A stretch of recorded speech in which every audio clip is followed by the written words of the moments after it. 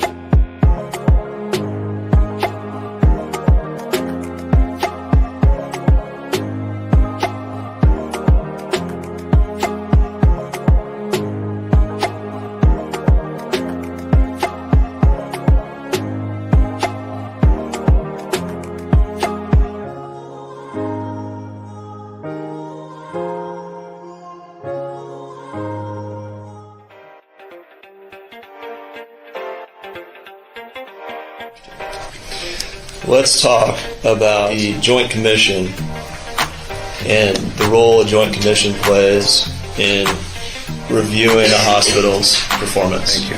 Mr. Hunter. Good afternoon, Dr. Bork.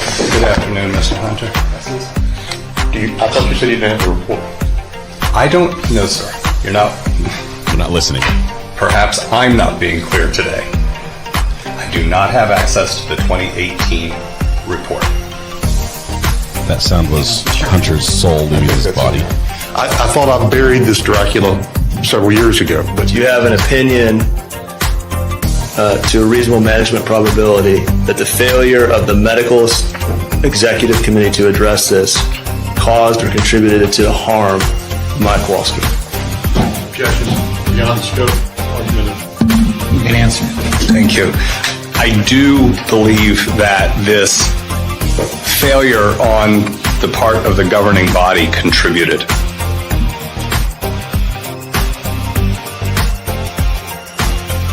And this particular individual happens to also be remarkably charismatic and have phenomenal hair to combine with my, I guess, phenomenal beard. At 2, Rob, you're going to jump on the good hair stuff too? Really? Dude, why not? I mean, I can't keep this thing in order. Thank you for that. And speaking of looking fabulous, coming to the program right now, Dr. Joe Corcoran, who we have often labeled here as Dr. Good Hair. How are you? I'm great. Can you? Well, good evening, advocates. Thanks so much for joining me tonight. I'm a little bit ambivalent because as I was sharing with the moderators as we were preparing for today, this is going to be probably the wonkiest, most inside baseball conversation that I've had with a group that I've never met before in person, with rare exception. You know who you are. Talking about healthcare structurally, what is wrong and what can we do about it? It's a very, very complicated puzzle to solve, and we'll talk about that. But this might get a little wonky. I also want to point out that and the mods are going to be going to have to be prepared to help me do this. But I do have a couple of things that I want to address before we get to the topic of healthcare reform. So I will try to add timestamps so that if you're in the replay crew and you just want to cut to the chase, you'll know right where to start. So just wanted to let you know that I heard the feedback in some of the earlier chats, and we are doing our best to make this the best channel on YouTube and make it what we all want it to be. So I will pass that along to you. I see a member celebrating 4 months, Arizona DCS Oversight Group. And I will tell you, I know that I owe you a response to your email. And congratulations on being a member for 4 months. But that colleague, that advocate, is really doing some powerful work in the state of Arizona on behalf of children and families, fighting the fight. So we are well aligned. But thank you for being a member for 4 months. Thank you for being a part of this community, and thank you for all the work that you do for the families in Arizona. Nancy D., congratulations on your membership, and thank you for following us, being a big part of our audience over the last 4 months. So before we get to the topic of healthcare reform, and again, this is going to sound wonky to you, but what I'm really going to be asking you for is a lot of feedback, because with a program in need of reform, where so many have tried and failed, I think one of the things that we can do is to start to help leaders understand, hey, these are the basic elements that we're looking for, right? So let's have that conversation shortly. First, I want to remind not just Arizona DCS Oversight Group and Nancy D., but all members.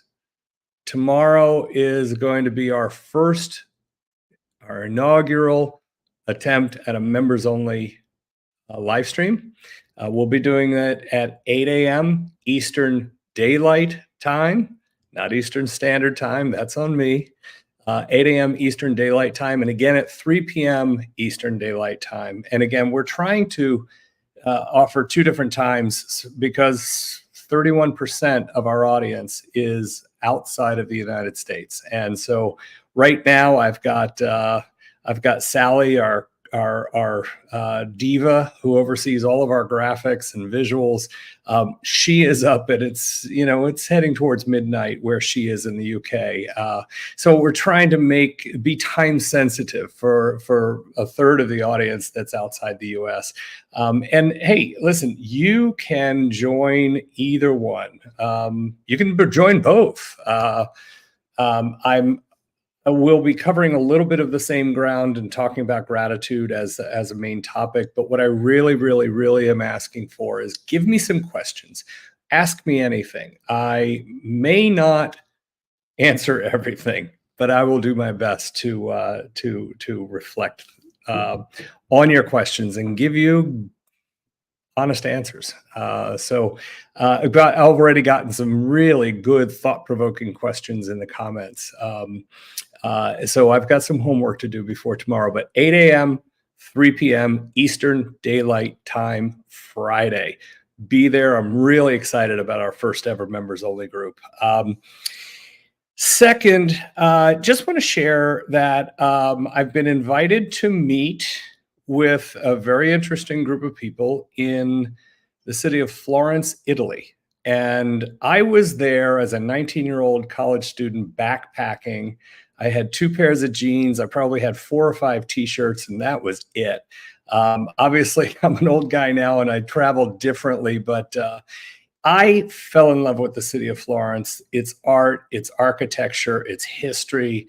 The Medicis really defined so much of what we became today, and that was their city. And so it is one of my favorite places on the globe.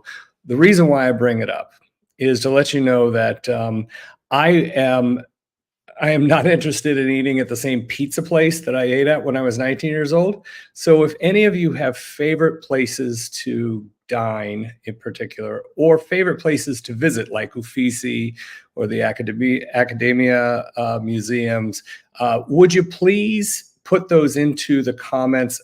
Either those that are running with the program, but where I will really see them is if you add them in after the show into the comments that stick around afterwards. I would love to have some idea of where to go because, like I said, it's one of my favorite cities on the planet, and I'm super excited about going. Not sure when we're going to be there, but the meeting invitation came out, and I immediately said yes. So your advice is much appreciated in advance. Last thing that I wanted to mention before we start talking about healthcare reform, actually, there's two other things that I want to mention. Number one is there is a member of our audience named Triple Threat. And today is a very special day for Triple Threat. And if Scott, the recovery addict, were here, I would be asking him to cue the birthday music, but today is Triple Threat's birthday, and I will give you a gift. I will not sing for you. That's my gift to you, Triple Threat, but I do want to make sure you celebrate today and know that this audience of advocates is celebrating with you. So happy birthday, Triple Threat. And in case we don't get to see her between now and next week, next Tuesday, May 7th, is also Sally's birthday. And she's not on the program now, but that's what she looks like in real life. And she has been so helpful to me as I'm growing this program. And she's responsible for the look of the channel, and I owe her so much, but I hope that you get celebrated all weekend and all week long, Sally. Happy birthday in advance to you. And then finally, I wanted to share one thing with you, an article that I came across earlier today. There was a lot of conversation during the Maya trial about the immediate jeopardy. And, candidly, the Hopkins team really kind of made it seem like no big deal and that they just got hit with it and they fixed it right away. And of course, if you followed my testimony, you know that wasn't the case. They got an immediate jeopardy in the end of January 2019, retroactive to the end of September 2018. And it wasn't until June of 2019 that they got it not relieved, but suspended by voluntarily agreeing to have a CMS monitor all of their actions for 12 months. And they agreed to that in a letter that suspended the threat of them losing funding, federal funding, which for a hospital is usually about 60%. For a children's hospital is usually higher because so many kids are covered under Medicaid. Since as soon as they're born, they don't really have established insurance coverage. So I just wanted to point this out. This was updated on April 19th. So this information is about a week and a half, 2 weeks old. But since the end of December, 9 U.S. hospitals have been placed under immediate jeopardy warnings in late 2023 and in the first quarter of 2024, placing them at risk for losing federal funding. Typically within 1 year, only 2.4% of citations issued by CMS hospitals are immediate jeopardy situations. And, some of these are big name hospitals. Here's part of New York City Health at Woodhill, Thomas Jefferson University Hospital in Philadelphia, which is recognized as an outstanding academic medical center in downtown Philadelphia. They received an immediate jeopardy warning and resolved it in a few hours. Do you read that? Resolved it in a few hours, right? That is a team that took the threat seriously, addressed it, and got past it. Penn Medicine, also part of the Hospital of University of Pennsylvania. Carillon Roanoke, which is Carilion is a very big system, particularly in Southern Virginia. Good Sam in Brockton, Mass. Again, Hospital of the University of Pennsylvania, Cedar Avenue. So that's 2 of Penn Meds were hit with IJs this year. Mission Hospital, which was a large independent a community-owned hospital that HCA purchased probably 5 years ago, 4 or 5 years ago. There's been lots of grinding of teeth over that partnership, but they got hit with an IJ, and then Providence, Milwaukee, Oregon Hospital also got an IJ. So again, it's not. I mean, I don't want to go into this. I don't want to belabor the point, but I do just want to point out that the IJ, which, again, and I laugh every time in the intro, I laugh every time I hear Hunter say, I thought we buried this Dracula a long time ago.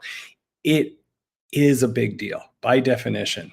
So I just wanted to share that with you so that it wasn't just my opinion. You can assess based on the rarity of an IJ being issued, whether it was a big deal or not. So just wanted to share that. So let's get to the topic at hand. And again, we'll have this time stamped for those joining late who don't want to hear my preamble. So as I was discussing with the group earlier today, the moderators, so there have been so many efforts to reform healthcare. And I'm talking about American healthcare now, right? But program changes have been made around the world, right? We have single payer systems in Canada and the UK, which are two of our international destinations that have the largest segment of the audience. They went to single payer systems. President Truman, President Franklin Delano Roosevelt, they tried to implement single payer systems. Those of us who are old enough to remember when Bill Clinton became president are probably familiar with the term Hillary Care. There was a huge push in Washington to change the way that we provide healthcare insurance for all citizens of the U.S. And of course, the Affordable Care Act that was championed by President Obama, that went through. It took some winking and twisting by the Supreme Court, but it went through. It has covered more lives, but it has fallen short of what was promised, for sure. Prices have gone up. There's still a substantial portion of the population that's not covered. Now, I will tell you that my own bias is that I am not a fan of a national health care plan, Medicare for all. Number one, I don't trust that the bureaucracy is going to manage it efficiently, and I think it will bankrupt the system. And as importantly, as a patient, I don't know that I or any of my friends and colleagues are willing to give up the convenience of having their testing done that day, the next day, right? If I go and I'm having problems with my shoulder and my doctor orders an MRI of my shoulder to see if I tore my rotator cuff, for instance, I generally can get that done here in Florida, same day, next day, certainly this week, no questions asked, right? For our friends in the UK, for our friends in Canada, I think your experience is very different. I have physician friends in the Detroit metro area who routinely see Canadians who drive across the border to get testing done, to get evaluations done, to get surgery done. And they will pay out of pocket because they don't want to wait 6, 9, 12 plus months for the test or for the care, right? So I just don't think that we as an American society are going to find a large enough percentage who are willing to forego the convenience of the horribly ineffective and inefficient system that we have. And, so what I really want to accomplish with this is I'm really going to be begging you to flood the comments, both during the program and after the program, with what are the basic elements that you're looking for? What reforms would you think are big impact for maybe ease of implementation, right? So, is it that you want greater access to telemedicine? There are so many people nowadays who, they rely on their phone for their access to healthcare, right? I mean, they don't have an internist or a family physician, right? They will use one of the app-driven services as their primary care provider, and especially in a younger generation. Do you want everything covered? Well, yeah, everybody wants that, but how do you pay for it, right? So that's going to be a challenge. That's a big something to overcome.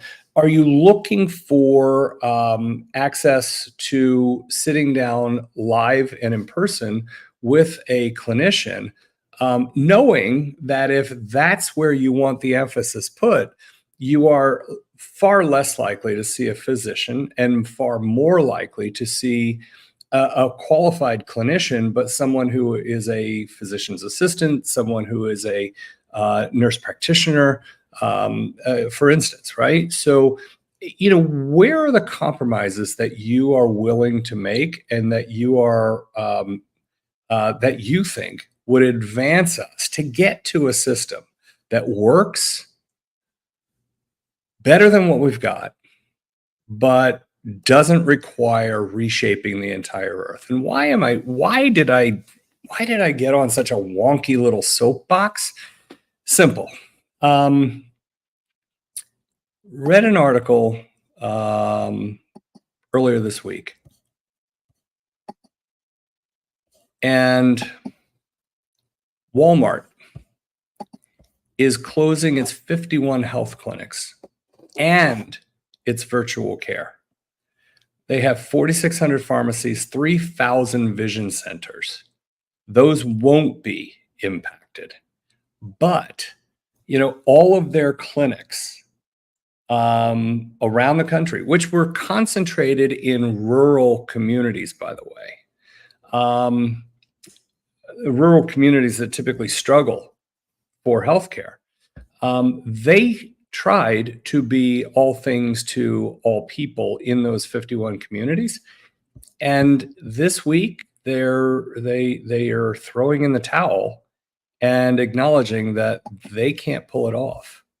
So I was very disappointed when I read that, because, if Walmart can't figure it out, then what chance do we have? And if you think about, not only were there political efforts to make this work before, but some of the greatest entrepreneurial minds in our generations, plural, have tried and come up short.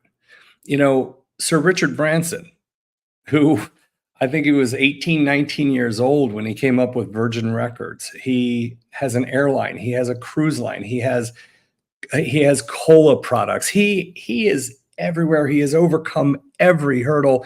He just has this crazy entrepreneurial mind. He can see answers that the rest of us just don't, right? He tried and failed. Now, there is Virgin Health and just like Amazon, Jeff Bezos might be the greatest entrepreneur of our time in terms of commercialization of a crazy idea, right? He started selling books online in the 90s, and now look, I mean, there's probably 3-4 days out of the week I've got somebody ringing the doorbell and dropping a package off from Amazon. I don't get in my car and drive to Target anymore.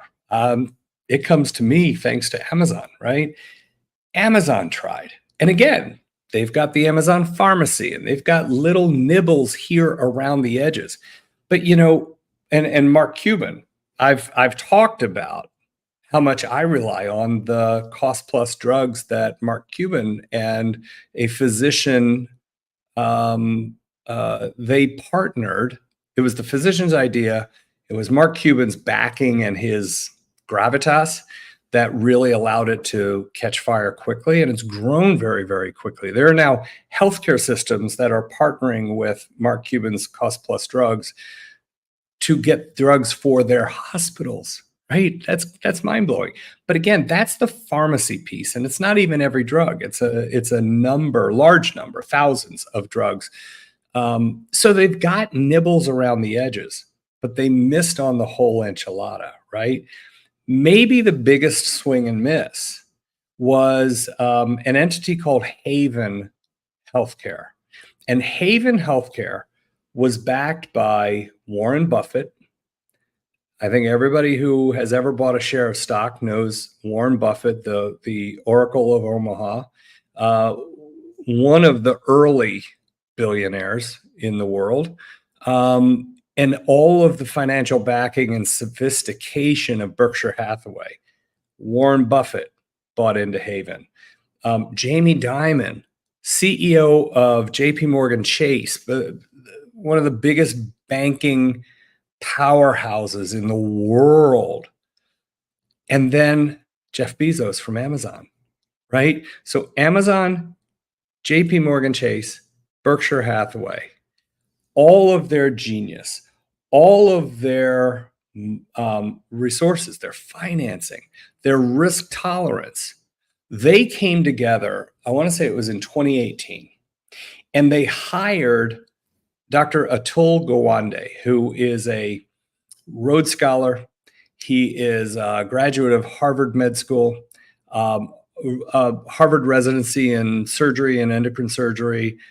I mean, if you're in the room with Atul Gawande, I guarantee you, you're not the smartest person in the room, right? This guy is a genius. He's also an incredibly often quoted author and delivers incredible TED Talks. If you've never had the opportunity to hear him speak, you know, he wrote a book called the Checklist Manifesto that brought a lot of the discipline that made aviation reliably safe, where aviation hadn't been safe since the era of jets took over for propellers.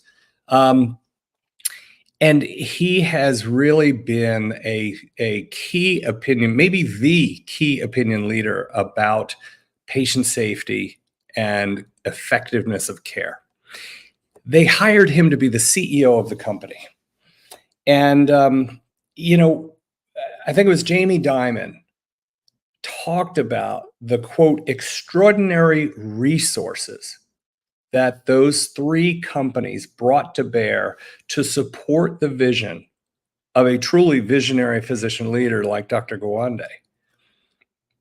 And Haven failed.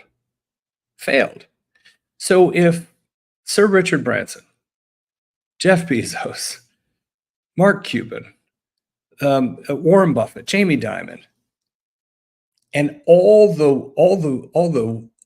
tools that they've got in their toolbox can't solve this,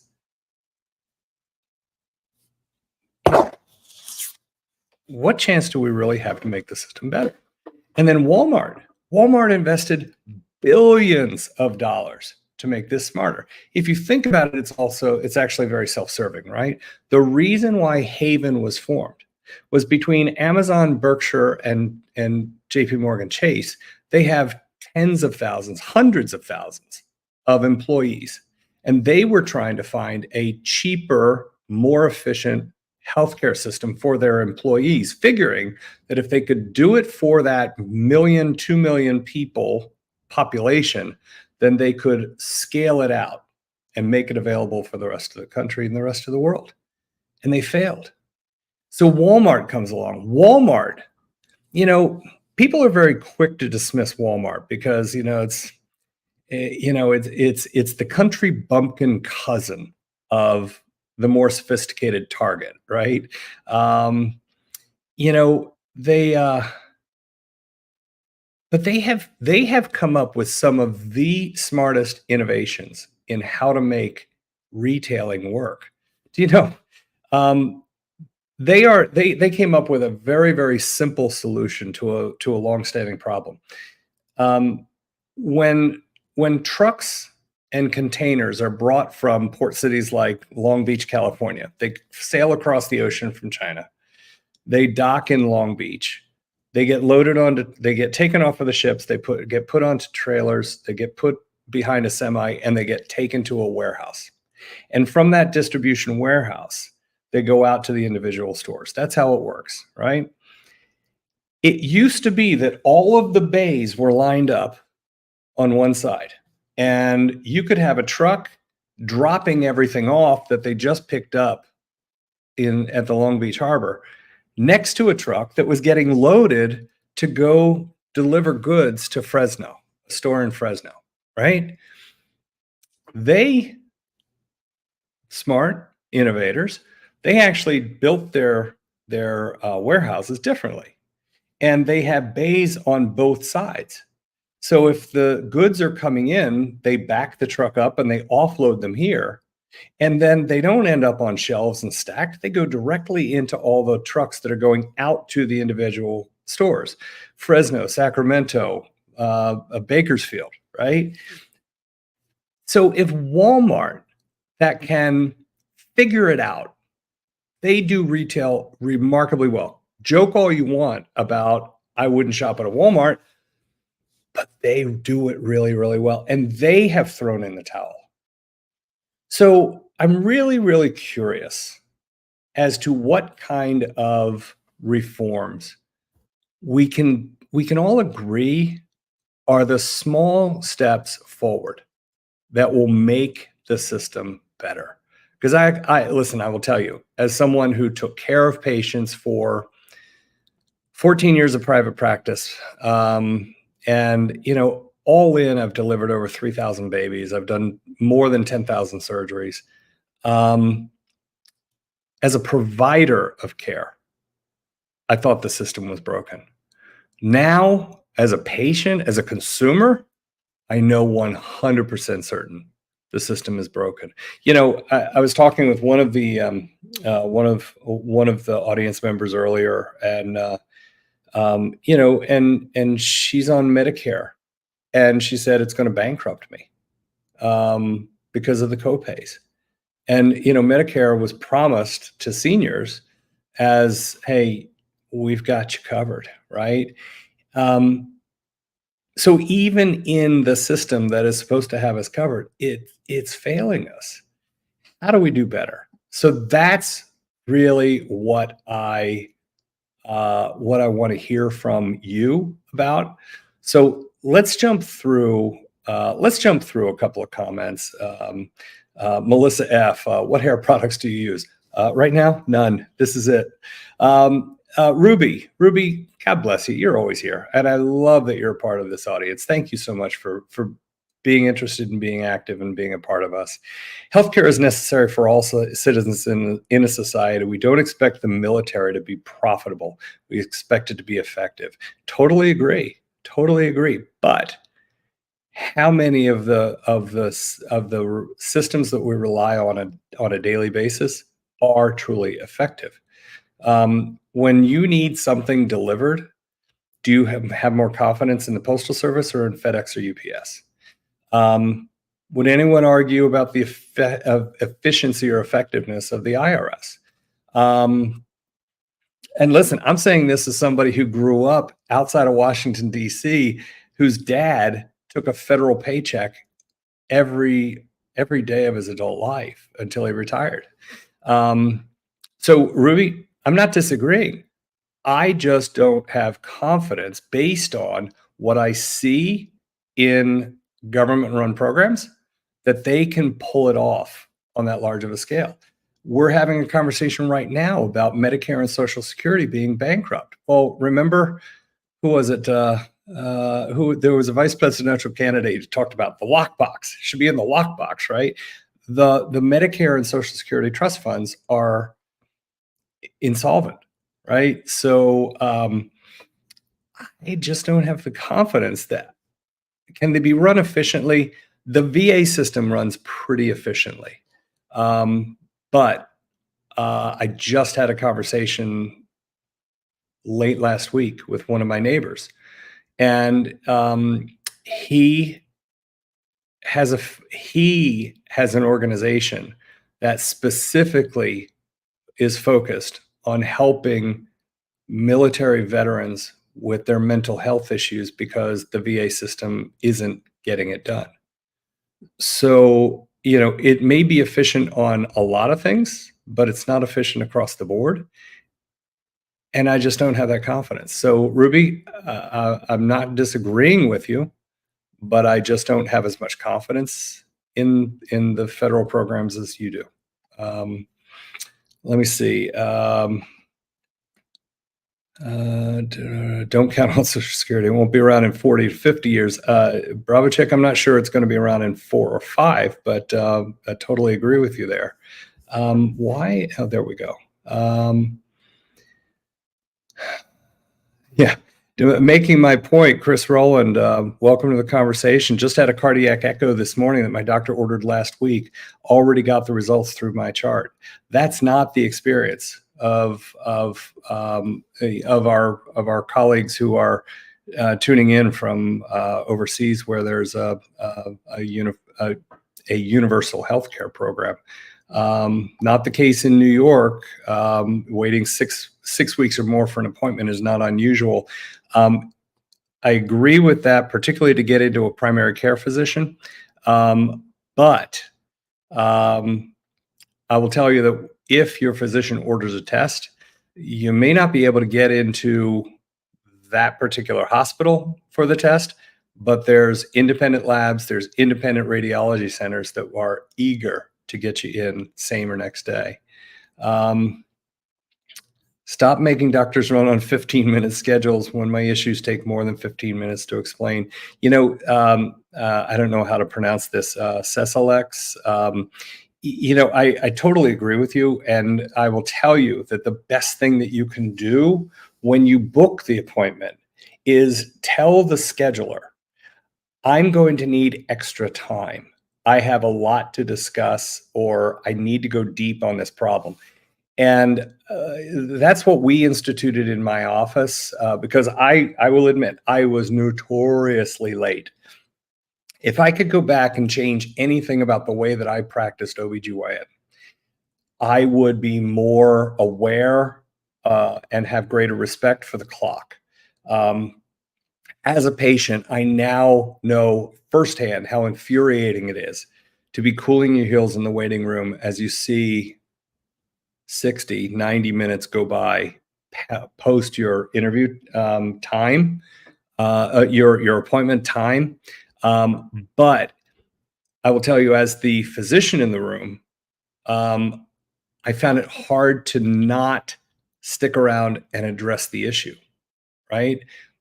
But what we ended up doing was we ended up leaving certain time periods open. Now, you need to be flexible and understand that you want to be in at 9 o'clock in the morning, but the long visit time may not occur until 10:45, right? But be upfront about it, Cesilex, and tell them, I need more time. I'm going to need the doctor's ear for, not just 6 minutes or 2 minutes, right? Let me see. Had to wait 8 months to see a cardiologist in the US. That is surprising, TT. That is surprising to me, because that's not typical in urban, suburban areas. I don't know where you live, but that is unusual. Bravo Chick, again, you're kind of feeling the bewilderment that I am. If Walmart can't pull it off, who can? To me, this was a very scary article to read. Again, some really brilliant entrepreneurial and politically supported minds have tried this and failed before, but seeing Walmart go down swinging And again, they spent tens of billions of dollars building this out. And they didn't say we're going to wind it down. They're cutting it off. And for better or for worse, it's going to impact those those in rural communities who have the least geographic access to care the most, right? People who struggle the most are going to struggle more as a result of this change. Okay, Stargazer Kauai, I completely agree with you. This would be huge. Comprehensive pricing beforehand. I should be able to shop hospitals. I should be able to use the aspirin in my purse, not the $50 aspirin that the hospital wants me to. And listen, I can tell you the hospital administrator answered as to why that aspirin is $50, but we don't really expect 50 from you because you're on an HMO, so we'll take 26 because that's what we contracted for.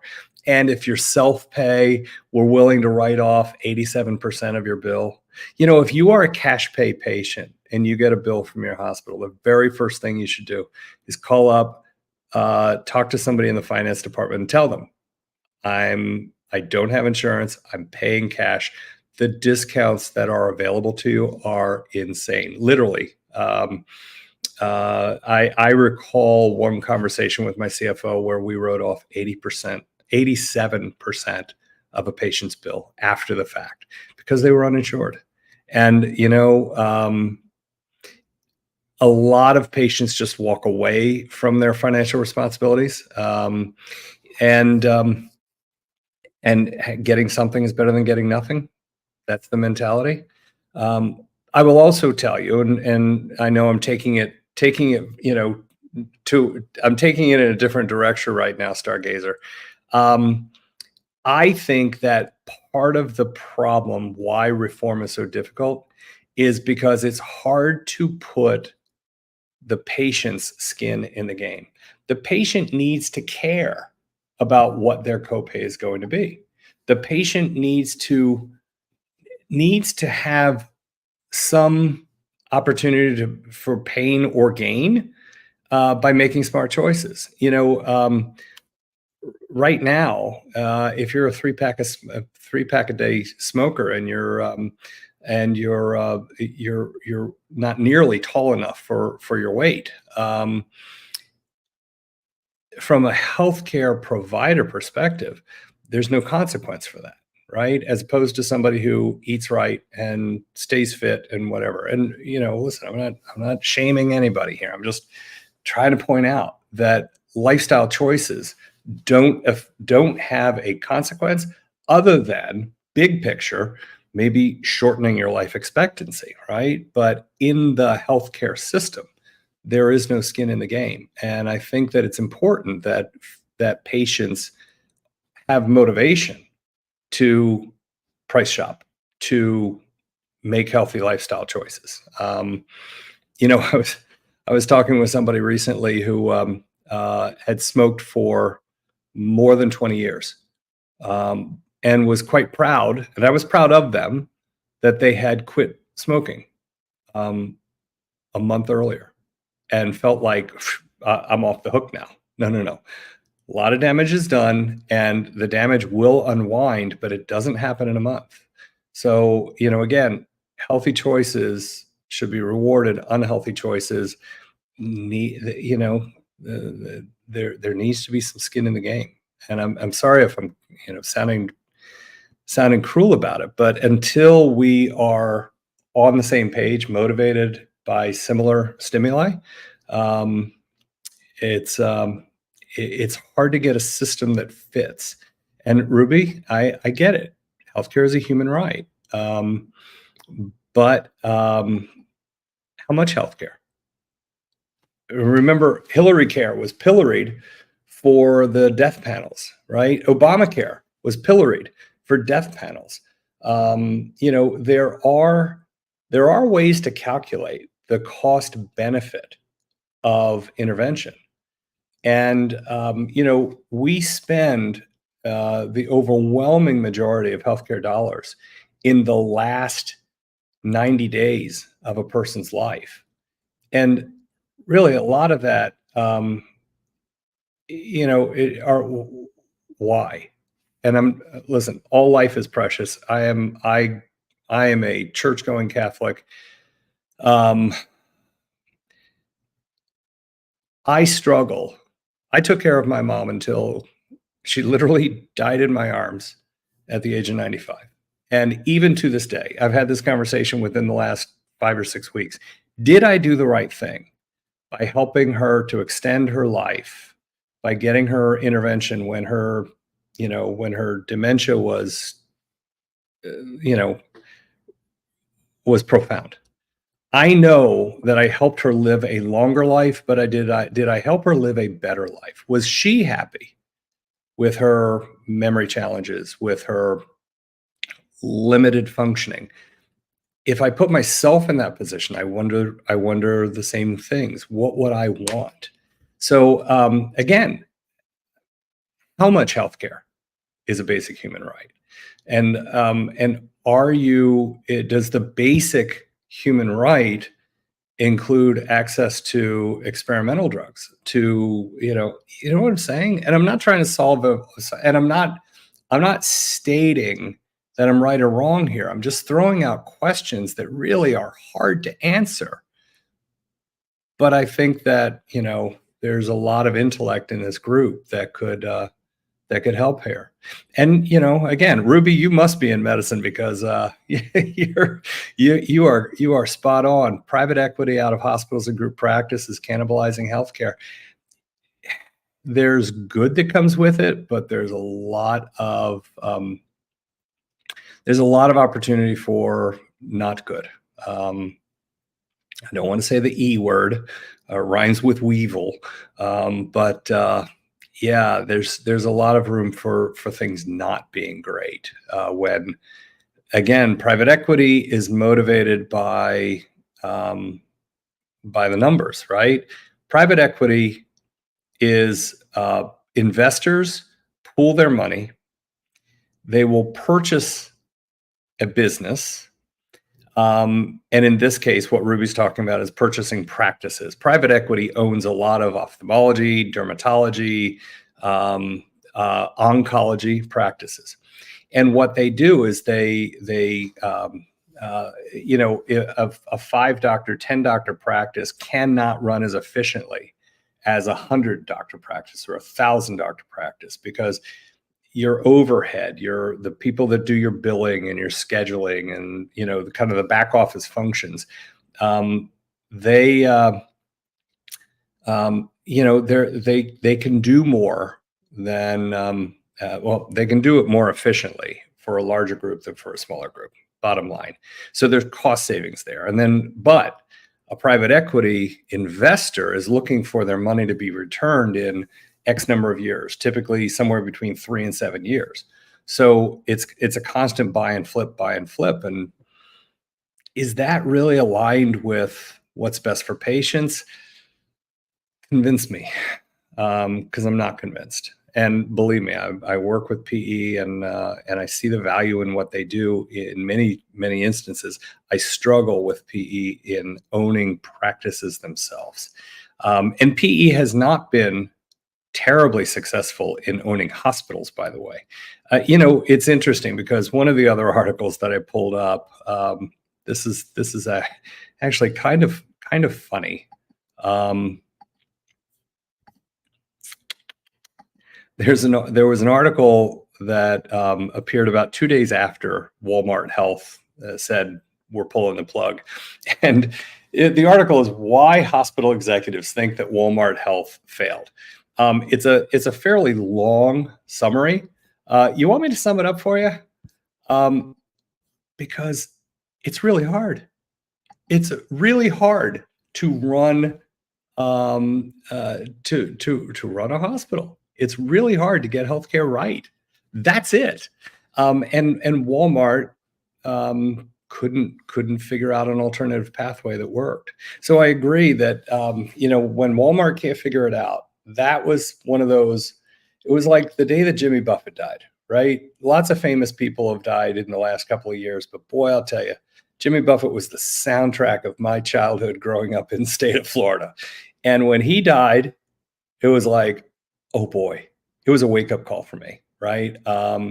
Forget the fact that not only Mick Jagger, but Keith Richards has made it to 80. Holy crap, who saw that happening, right?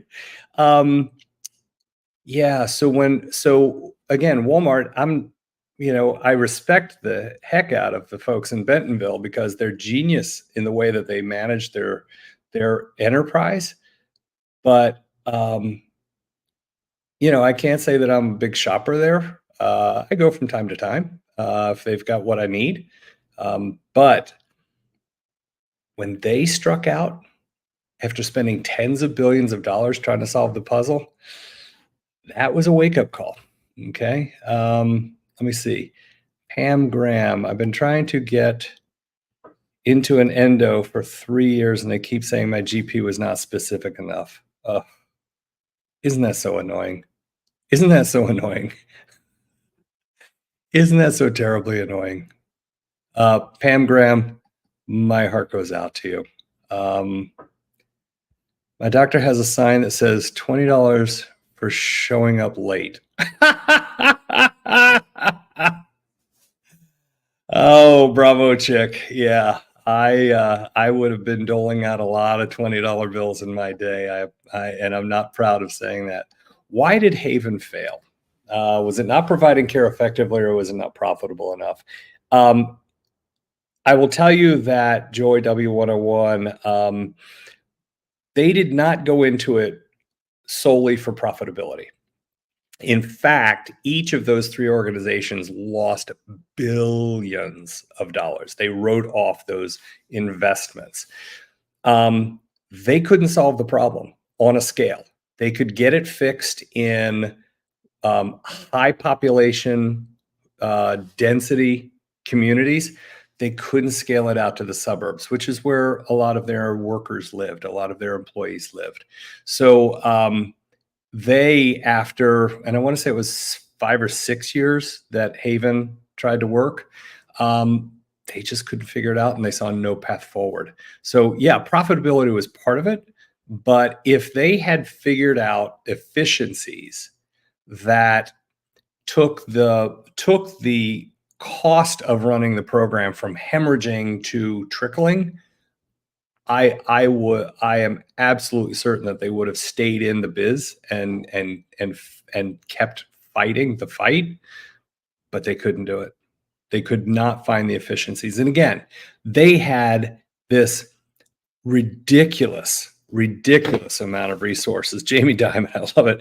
Extraordinary resources, and not just money. They had tons of that, but they had some of the brightest minds in banking, in retail, and in just running businesses. Berkshire Hathaway owns a bazillion businesses, including Geico, right?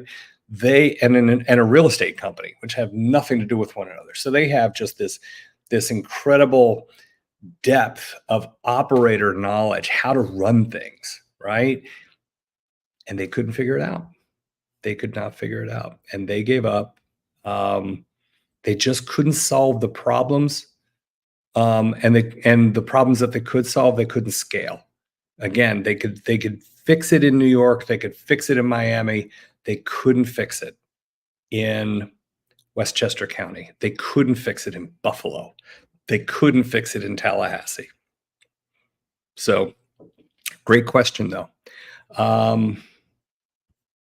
Stargazer, man, you're all over this. You're right. Car insurances have the ability to reward safe drivers. Hospitals should be able to do the same. Interesting. I don't know that anybody's really kind of focused on that. Stargazer, that's a very profound idea. Thank you. Were enough people using Walmart Health? Well, again, they were really trying to deliver care into the rural communities, because those, I don't know if we have any farmers in the audience, but we had in-laws in the family that operated a family farm in Kansas for generations. And when they went to see the doctor, they had to take the whole day off because they were driving like almost 3 hours to get to the nearest population center that had physicians and a hospital, right? So I don't know that they were, I don't know what their numbers were. They have never released them. But again, I bet they could make it work in dense populations. It's easy where you have 3 million people living within a 15-minute radius, 20-minute radius, 30-minute radius. It's a lot harder when you're in a smaller town, full stop. I was unaware Walmart had healthcare. Well, you know what? That might be part of the problem. I have no idea how to Lisa Brighton Dark. Interesting last name, Lisa. Yeah, so again, they weren't in every Walmart store. The idea was eventually to get them into all Walmart stores, but I think that they tried to tackle the hardest question first, and maybe that sometimes getting an easy win puts some wind at your back and fills your sails and gets you through to take on the harder challenges. I don't know. Maybe that was a tactical error. Who knows? Cynthia, we addressed this up front. Not a fan of Walmart. I get it. And there's lots of things that, listen, as many people here know, and as some people here have enjoyed, my wife's family has always had family-owned restaurants, locally owned restaurants. And when you get a Panera Bread down the street, that hurts the families that own the small diners, right? So yeah, I get that there's a lot of people who aren't fans of Walmart because big boxes knock out local family-owned businesses right and left. I get that. But again, it's a smart organization that has figured out a lot of problems and challenges before. And when they give up, in a sense, it's a dark day, right? Ruby, healthcare is not selling products. There's a part of me that needs a glass of wine to have this conversation with you, Ruby. In reality, healthcare is selling a product, and it's either wellness or the opposite of illness, right? You are sick and need to be better. Remember, I said and this is probably a couple months ago now, but I had a patient really simplify it for me one day. And again, I had all female patients, so I'm not doing anything to violate HIPAA here, but it was this young woman said, I need 3 things from you. I need you to fix what's broken. I need you to keep me safe. And if it's not too much trouble, could you be nice to me? That's what was important to her when she needed my help to undo a problem that she was having. So Ruby, I understand what you're saying, but I also think that there's a very philosophical conversation to be had here about the difference between retail and healthcare.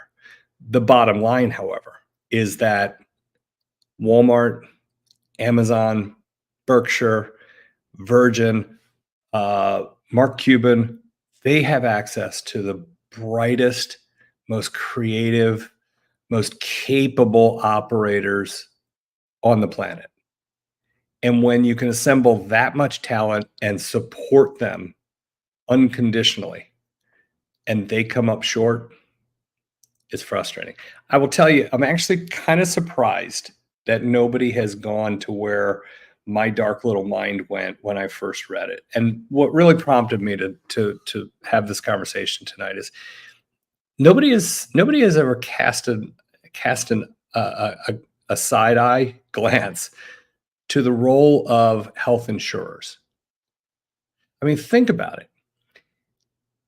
If Jeff Bezos figures out how to do healthcare more efficiently,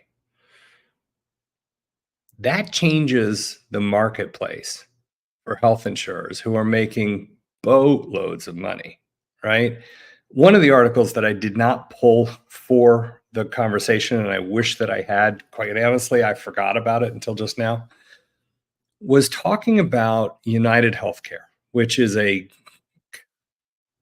just a giant of a company. And listen, I had United Healthcare for my family for 20 years.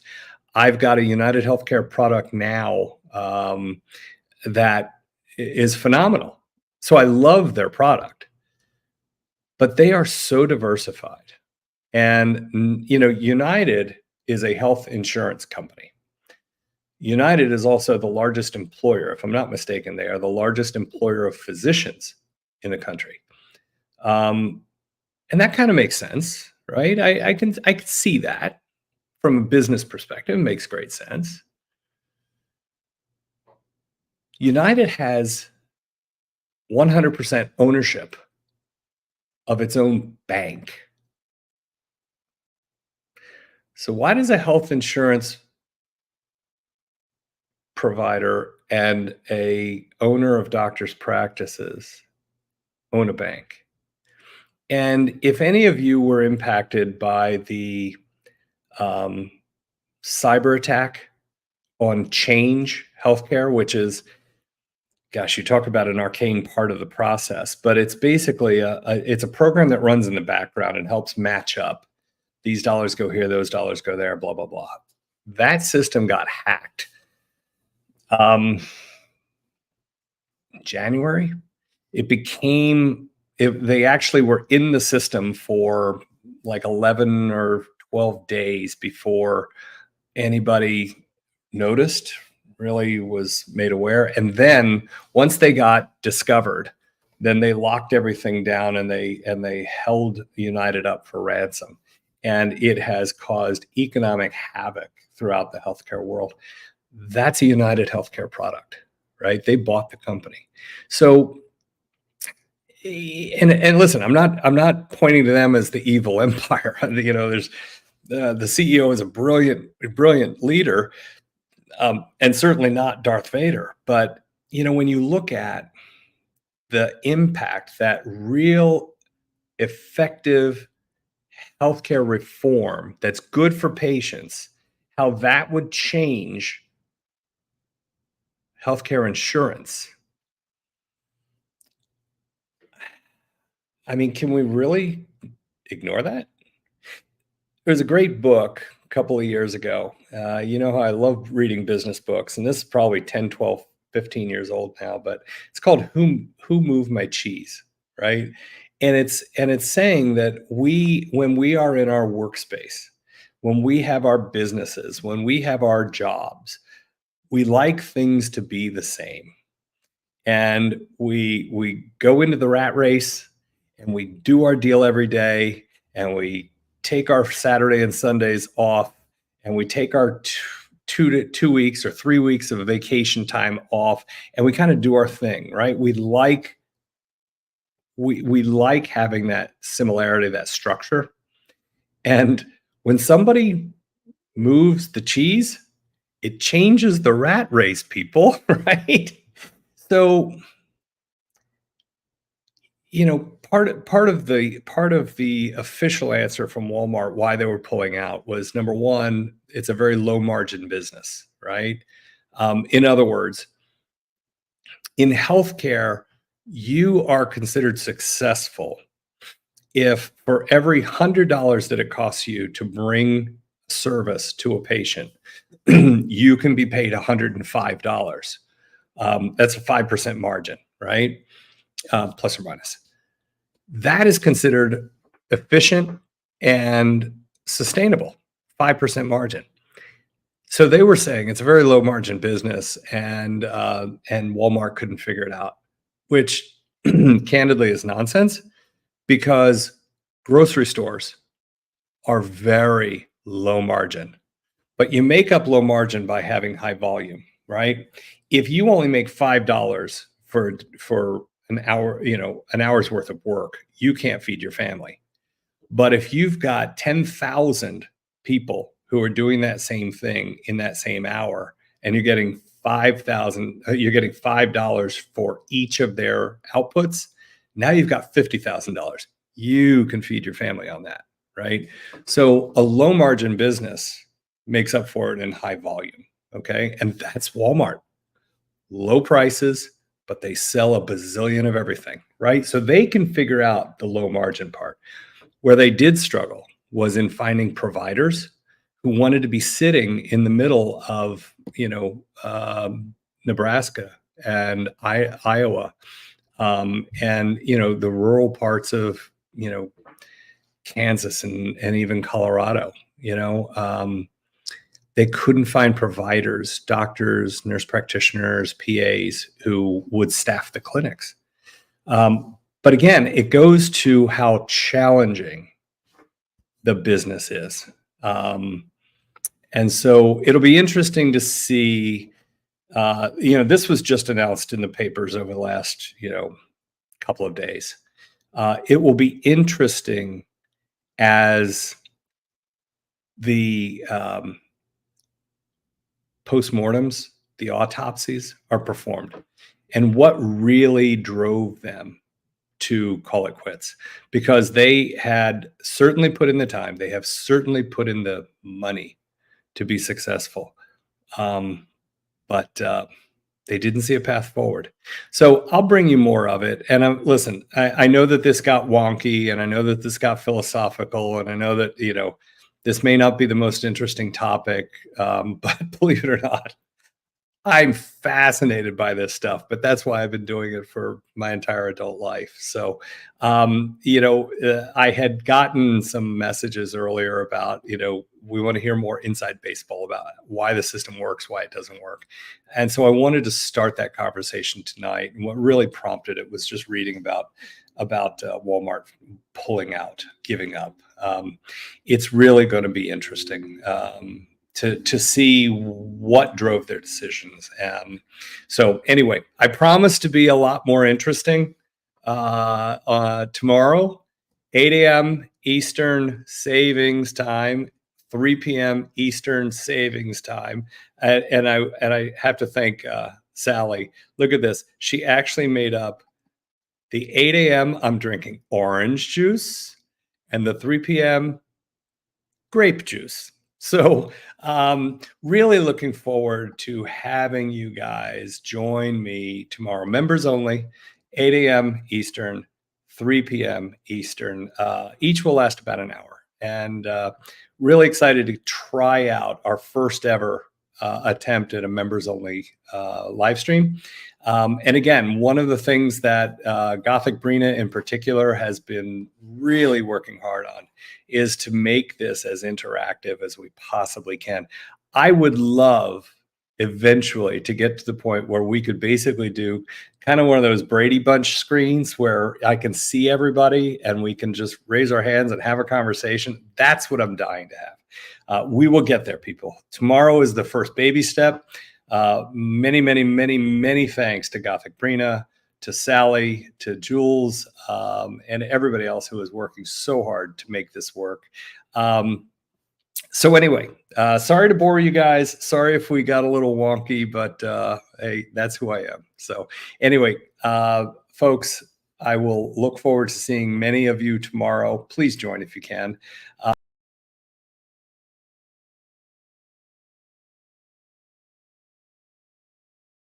Please make sure that you are, wrong. There we go. Don't forget, until then, take care of yourself so that we can take care of others. Good night, everybody.